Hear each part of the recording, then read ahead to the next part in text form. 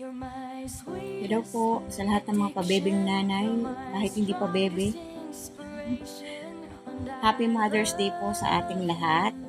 Yan, araw ng ating mga ilaw ng tahanan. At dahil dyan, mag-share lang ako ng mga experience bilang isang ina. Ang pagiging ina ay hindi biro. Buhay yung pinuhunan natin para lang iluwal sa mundo ang ating mga anak. May apektado tayo physically, emotionally, mentally, para lang yan sa pagbubuntis, mula paglilihi, pagbubuntis hanggang sa panganganak, kung ano-ano yung mga naranasan natin, masakit sa katawan, masakit sa kalooban, o kung ano pa man habang binubuhay natin sa loob ng ating tiyan, ng ating mga anak. Hirap ng role ng isang ina, hindi lang siya yung ilaw ng tahanan na basta pagliwanagin or pagbigyan ng liwanag ang tahanan. Ang hirap ng obligasyon ng isang ina, lalo na sa pagpapalaki ng mga anak, kung paano mo sila palalakihin. Dahil una sa lahat, walang magulang na gustong hindi mapabuti o maging maganda yung future ng kanilang mga anak. Dalasan, napagalitan natin yung ating mga anak, sisermonan, worst napapagsalitaan ng masakit para lang mas rating natin sa kanila yung kahalagahan ng sinasabi natin, para lang mailagay nila sa isip nila at sa puso nila. Siyempre, hindi naman kailangan talaga na daanin natin lagi sa paggalit kapag may gusto tayong ituro sa kanila. Pero tao lang tayo, napapagod tayo sa trabaho, napapagod tayo sa gawaing bahay, umiinit din talaga yung mga ulo natin. Kapag dumadating doon sa point na talagang napapagod ka na, tapos kailangan mo pa din magpakananay. Kaya madalas, alam mo na, yung mga bunganga ng mga nanay, rumirepeke, daldal ng daldal, sabihin bungangera, parang dragon, bumubuga ng apoy, sermon ng sermon, paulit-ulit, nakakarindi, kulang na lang lagyan ng scotch tape o nga bibig natin para na lang manahimik sa kakasermon, paulit-ulit, para doon sa mga gusto nating matutunan nila at maging maayos ang buhay nila. Naging anak din naman din talaga tayo. Duman din tayo sa ganitong stage na natututong sumagot, natututong magdabog, natututong magbingi-bingihan at hindi pakinggan yung mga magulang natin dati. Dahil akala natin tayo yung tama, tayo yung mas tama. Kaya lang nagagalit si mama, ganyan, si daddy, ganyan, kasi gusto lang nila magalit. Pero ngayon, dahil magulang na rin tayo, alam na natin kung bakit pala tayo napapagalitan ng araw. Alam na natin kung bakit kailangan tayong paluhurin sa asin, kung kailangan tayong paluin. Ngayon, pingutin, hilahin sa buhok, purutin sa singit. Diba? Para lang matuto tayo. Kasi talagang wala silang hinahangad kundi para sa ikabubuti natin. At ngayon na isa na rin akong ina, ngayon ko nananamnam, kaya pala ganun dati. Lagi na lang pagalit, lalo na pag tamad ka, pag di ka tumutulong sa gawaing bahay, kapag puro ka mamaya, o kaya susunod ka, magdadabog ka. Kasi ngayon, na-experience ko na. Kung magpapatulong ka sa gawaing bahay, lalo na kung busy sila sa pag-aaral, lalo na kung ang mga anak mo, yung para talagang kinakarir ang pag-aaral ng maigi. Oo, nakakatuwa. Sobrang nakaka-appreciate na nagsisipag sila mag-aral kasi nangangarap din sila na mabigyan ka, masuklian ka sa ganung bagay na maging proud ka sa kanila, na yung pagpapalaki mo sa kanila, yung paghihirap mo, yung mga binibigay mo sa kanila, mga pagmamahal mo, masuklian man lang nila, nabigyan ka nila ng award, tuwing ganyan, recognition.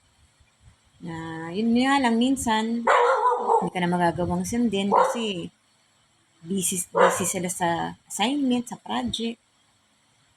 still tayong mga nanay, naiintindihan natin yung mga ganong bagay. Yun nga lang minsan may mga pagkakataon na nakakaramdam din tayo ng sumasama yung kalooban natin kapag tayo ay medyo nadadabog-dabugan, nasisibangutan, o kaya sasabihin 'pag may pinayo ka lalo na kung lalabas sila sa labas ng bahay, may pupuntahan, kung ano man 'yan, na susundin ka, yung pala hindi naman susunod. Na hindi naman siya sabihin malalang ugali o ng mga anak na kagalit-galit talaga. Pero bilang nanay, siyempre, lalo na kung medyo sensitive ka, na sasaktan din yung kalooban mo 'pag sa simpleng gano'ng bagay, hindi ka nagagawang sundin,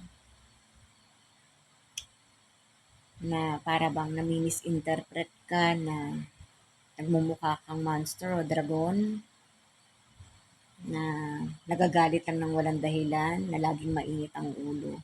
Hindi kasi nila alam pa yung yung pagod na meron kang responsibilidad sa trabaho, nai-stress ka din sa trabaho, ta's may aasikasuhin ka pa sa bahay, gawaing bahay. Tao lang tayo, eh. Papagod lalo na kapag umiidad ka na. Daming masakit, dami mong iniinda. Nakakapagod. Kaya minsan nakakasama ng loob kapag di na din maganda yung mood mo na feeling mo napapagod ka na, may dinaramdam ka pa. Yung kahit hindi naman sabihin sobrang laki ng magawa nilang pagkakamali, nanonood sa puso mo, nasasaktan ka, nagdadamdam ka. Kasi wala tayong hinangad na para sa hindi nila ikakabuti. Sa mga anak na nakakapagpasaway sa simpleng paraan or sa maliit na bagay, sabihin na natin na maliit na bagay, pakaisipin nyo pa rin, lahat naman ng tinuturo namin sa inyo, lahat ng sermon namin sa inyo, lahat ang magbe-benefit niyan kayo, hindi kami. Kasi buhay na maganda yung gusto namin para sa inyo. Kailan kayo makikinig? Kailan din kayo magsosorry dun sa mga sakit ng kalooban na naipadarama nyo sa amin sa mga maliliit na bagay kapag hindi na namin kayo maririnig, pag wala na kami,